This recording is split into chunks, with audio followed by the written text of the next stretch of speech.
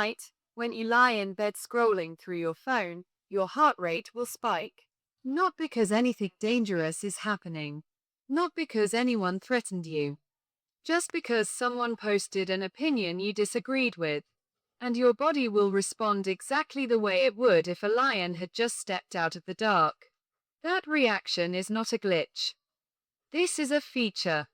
And it is about 2 million years old. Your brain is not a modern machine. It is an ancient survival engine wearing a very thin disguise. Beneath every rational thought you believe you are having, a far older system is running quietly in the background, scanning, calculating, predicting threats. And that system was built for a world that no longer exists. It was built for the cave. Neuroscientist David Eagleman describes the human brain as a collection of competing systems evolved at different times, layered on top of each other like geological strata. The newest layer, the prefrontal cortex, handles reason, planning, delayed gratification. But it is the newest. It is thin, and it sits on top of something far more powerful, far more ancient, and far less impressed by modern civilization. That ancient layer is called the limbic system. It doesn't care that you are safe. It doesn't understand rent, traffic, or passive-aggressive emails. It only understands one thing: survive the next 5 minutes. Here is the problem. The world changed in a blink. Evolutionarily speaking, you went from hunting on the savannah to sitting in climate-controlled offices in almost no time at all. The span of recorded human history is less than half of 1% of the time your species has existed. Agriculture is only 12,000 years old. Cities are younger than that. The internet is barely a breath. Your brain had no time to catch up. Anthropologist Robin Dunbar spent decades studying the social structure of early human groups. He discovered that your brain evolved specifically to track around 150 people, the number typically found in a hunter-gatherer band. That was all it needed. You knew everyone by name. You knew who could be trusted and who might steal your food. Social knowledge was survival. Now you follow 3,000 people online. You read the opinions of strangers in countries you will never visit. You get outrage delivered in a feed, curated by an algorithm that discovered, very quickly, that your ancient brain lights up for threat information, the way a smoke alarm lights up for toast. It is not your fault. It's just your hardware. Your amygdala. The small almond-shaped structure deep in your brain is your ancient threat detector. It processes emotional information before your conscious mind even knows something happened. Researcher Joseph Ledoux spent years mapping this circuit and found that the amygdala can trigger a full fear response in roughly 12 milliseconds. Your conscious awareness of the threat arrives about half a second later. That means your body is already reacting before you have decided to react. On the savannah, this saved your life. A rustle in the grass. A shadow moving wrong. Your amygdala fired before your brain finished forming the thought, "Is that dangerous?" And your legs were already moving. The ones whose amygdalae did not fire fast enough did not survive to pass on their genes. You are descended from the anxious ones. Think about that for a moment. Every calm, unbothered ancestor of yours who assumed the rustle was just the wind, selected out. Every nervous, hypervigilant ancestor who ran first and asked questions later, still alive, still reproducing, still passing their twitchy nervous systems to the next generation. Anxiety is not a modern epidemic. It is an evolutionary inheritance. The modern world simply gave it new material to work with. This is what psychologist Paul Gilbert calls the tragedy of the human brain.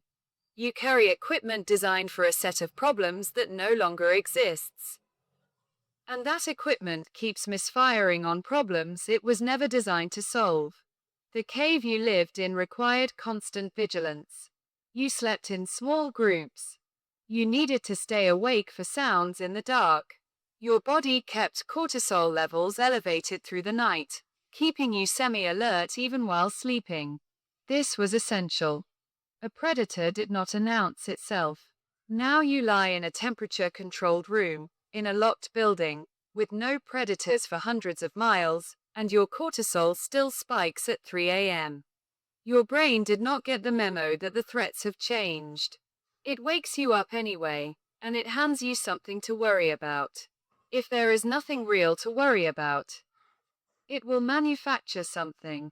A conversation you had 3 weeks ago, a decision you need to make next month, an imagined catastrophe that has not happened and probably never will. Your brain would rather be wrong and alive than right and dead. This is called negativity bias, and it was documented extensively by psychologists Daniel Kahneman and Amos Tversky, whose decades of research revealed that the human mind weighs losses roughly twice as heavily as equivalent gains. Losing $20 feels worse than finding $20 feels good. A critical comment stings far longer than a compliment warms you. Because in the ancestral environment, missing a reward costs you an opportunity. Missing a threat costs you your life. The math was never equal. So your brain built itself to overestimate danger, catastrophize, and fixate on what could go wrong. Every worry you spiral into at night is your cave brain doing its job perfectly. It just doesn't know that the darkness outside your window is no longer full of predators. Consider how this plays out in your social life. In the cave, being rejected from your group was effectively a death sentence. Humans did not survive alone. If your tribe cast you out, you faced predators, starvation, and exposure without support. The pain of social exclusion was not just psychological. It was physical. Studies by researcher Naomi Eisenberger at UCLA found that the same neural circuits that process physical pain also process social rejection. Your brain does not distinguish between a broken arm and being left out. It never had to. And so today, when someone ignores your message, when you are not invited to the meeting, when a comment gets no likes, your ancient brain registers it as a genuine threat to your survival. The logical part of you knows this is irrational. The ancient part does not care what the logical part thinks. It fires the alarm anyway. This is also why status matters so much to you in ways you often find embarrassing. In the cave, hierarchy determined access. Higher status individuals ate first, mated more, received protection from the group. Your brain learned that status was survival. It monitors your position in every social group you enter, automatically and constantly, updating its calculations based on tiny signals, a tone of voice, who got the laugh in the meeting, who was greeted first. You cannot turn this off because it was never designed to be turned off. But here is where it gets interesting. Knowing this changes something. Not your biology. Your biology will keep doing what it does. But it changes the relationship you have with your own responses.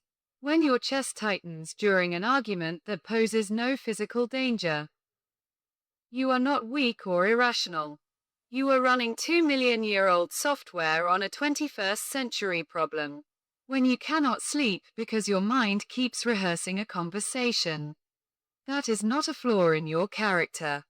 That is a brain that learned, over hundreds of thousands of years, that it is better to run simulations all night than to be caught off guard in the morning.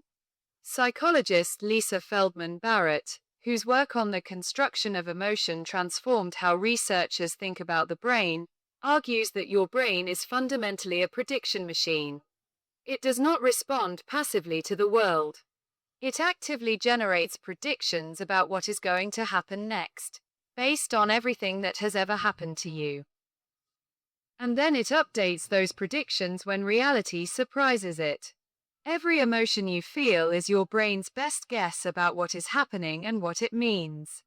And most of its reference material comes from a world that no longer exists.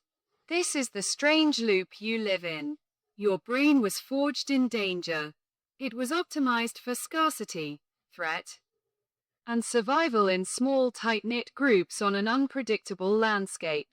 And now it runs inside a world of relative abundance, physical safety, and social complexity at a scale it was never designed to process. It keeps reaching for ancient tools to solve modern problems. It keeps treating symbolic threats as physical ones.